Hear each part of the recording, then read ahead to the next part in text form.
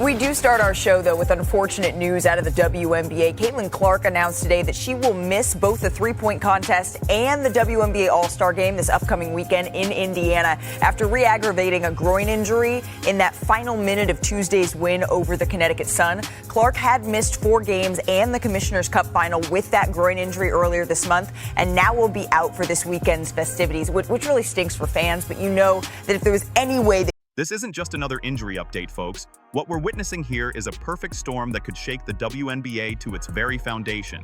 Adam Silver, the NBA commissioner himself, is watching this unfold, and you can bet he's not happy about what he's seeing. Think about this timing for just a moment. CBA negotiations are at a critical juncture. We're talking about potential lockouts. And now the league's golden ticket, Caitlin Clark, is sidelined again. This isn't coincidence. This is consequence. When the most powerful figure in basketball starts expressing concerns about how a partner league treats its biggest star, that's not friendly advice between colleagues. That's a warning shot across the bow. The question we all need to be asking is, how did we get here?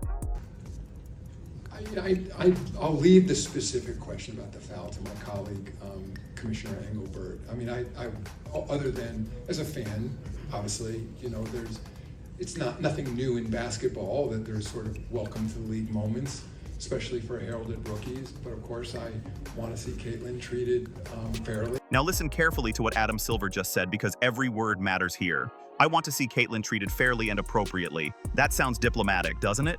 But when you're the NBA commissioner speaking publicly about a partner league's player treatment, that's not diplomacy.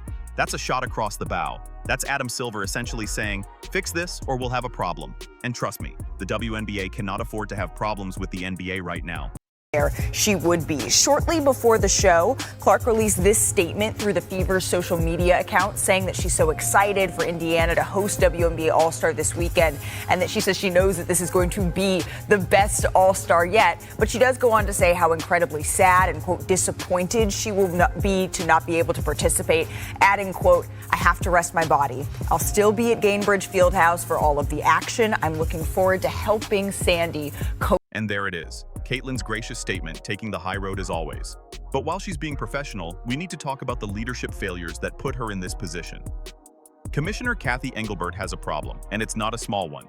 This is the woman who's supposed to be protecting and promoting the league's most valuable asset, and yet every time she gets the chance to champion Caitlin Clark, she deflects, she pivots, she changes the subject.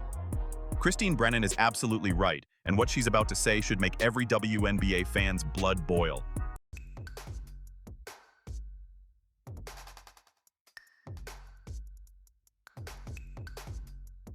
This is organizational incompetence, plain and simple. You want to know what real leadership failure looks like? It's when your commissioner can't say Caitlin Clark's name without immediately deflecting to other players.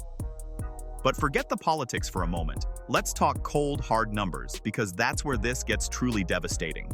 But in terms of the comments, in terms of the way the commissioner, Cathy Engelbert, who I've known and I like, the way she has trouble talking about Caitlin Clark, or if she's asked about Caitlin, then she will say, well, Caitlin and Angel. Well, she wasn't asked about Angel. You know, she was asked about Caitlin. This incredible inability to deal with the facts and to state the obvious. It is astounding to me how Cathy Engelbert doesn't come out after the Marina Mabrey hit and say that's unacceptable. The refs got it wrong. Okay, should have been kicked out then. You weren't. But now these numbers should terrify every WNBA executive, every team owner, every player in that league. We're talking about a 55% drop in viewership. That's not just a statistical decline, that's economic devastation. From 1.8 million viewers down to 847,000 when Clark is injured.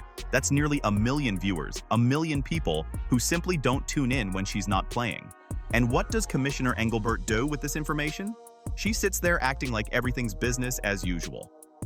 But here's where it gets even worse. And I want you to really absorb this next statistic because it should make your jaw drop. The ball handler, there's a grab, there's a hold, there's another grab. I mean, all of those are fouls. Every single one of them. And here, that's a foul, and finally they call 141 injuries among just 179 active players in 44 games. Read that again, 141 injuries in 44 games. That's more than 3 injuries per game across the league. This isn't basketball, this is barely controlled chaos. And what does our silk dress firm Commissioner Engelbert do about it? Absolutely nothing. She's demonstrating all the backbone of overcooked pasta while players are getting hurt left and right. But don't take my word for it. Listen to what WNBA legend Rebecca Lobo had to say when she was watching this officiating disaster unfold in real time. Who is played 9 years in Indiana and now on the staff. And that's a live shot now of Caitlin Clark. When Rebecca Lobo, a WNBA Hall of Famer, is calling out officials on live television, listing foul after foul after foul, that tells you everything you need to know. This isn't nitpicking. This is systematic failure, and it's happening right before our eyes. The game is fast now. Things are happening quickly. Everybody's getting better, except the officials. So we gotta find a way to remedy it. I mean, you've heard every coach talk about it, so I don't know what the answer is. Everybody's getting better except the officials. Let that sink in for a moment. That's not a throwaway comment from a frustrated coach. That's Stephanie White delivering an indictment of the entire officiating system. And here's what should absolutely infuriate every WNBA fan. She says they talk about these problems every year in league meetings. Every single year, coaches bring up these officiating issues, and every single year, nothing changes. That's not just incompetence, that's willful negligence. That's Commissioner Engelbert being presented with the solution to protect her players and choosing to do nothing year after year. The specific incident that led to Clark's current injury? That's where this story gets even more damning because we can trace this directly back to officiating failures that should never have happened. That you guys as an organization are doing, I mean, you're speaking out at this point, but anything more that you are doing or you hope to do to engage in the league and addressing these issues with the officiating that you've been very vocal with? Yeah, I mean, I think every year when we have our league meetings in the fall and in the spring, we say the same thing over and over and over. And nothing has changed. And here's Engelbert's response to all these coaching complaints. No winning team ever complains about officiating. That's not leadership, that's dismissive arrogance from someone who clearly doesn't grasp the magnitude of what she's mismanaging. The business implications here should terrify everyone involved in the WNBA.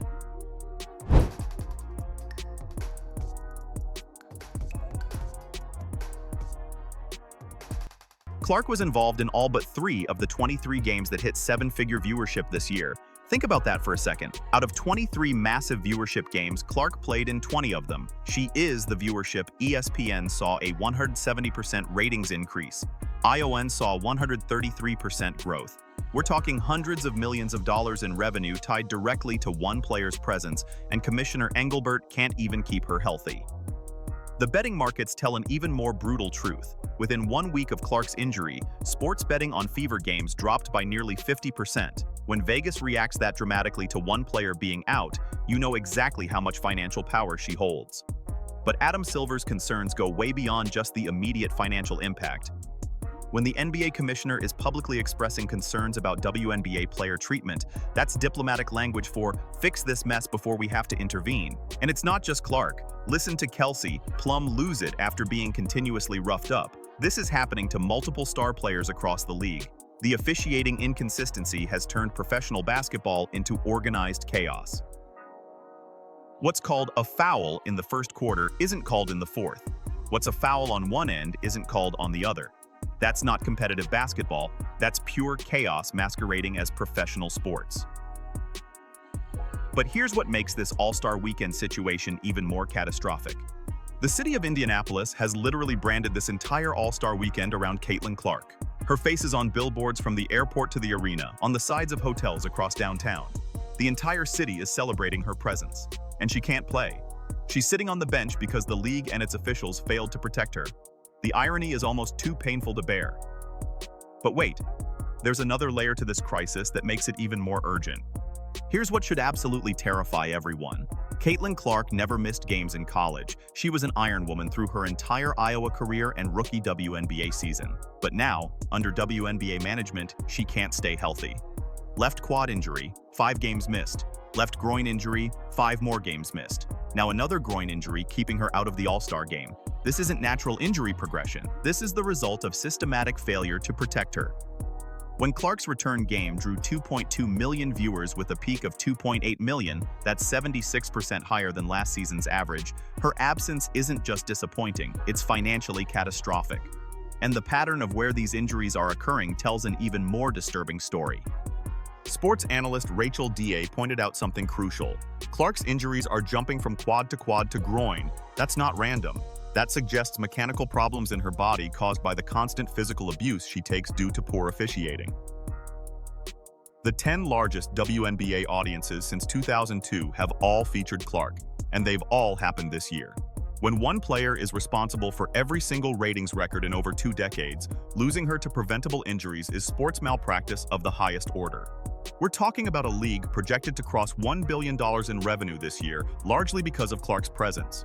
Her Iowa finale drew 12.3 million viewers, the most watched women's college basketball game ever. The Final Four drew 14.2 million, ESPN's most watched basketball game ever. This is someone who had already proven she could deliver massive audiences, and the WNBA is squandering that gift through sheer incompetence.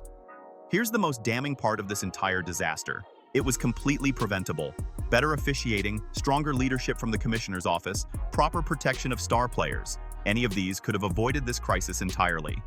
But instead, we have a league where officials aren't even salaried employees. They're paid per game and often moonlight in college basketball.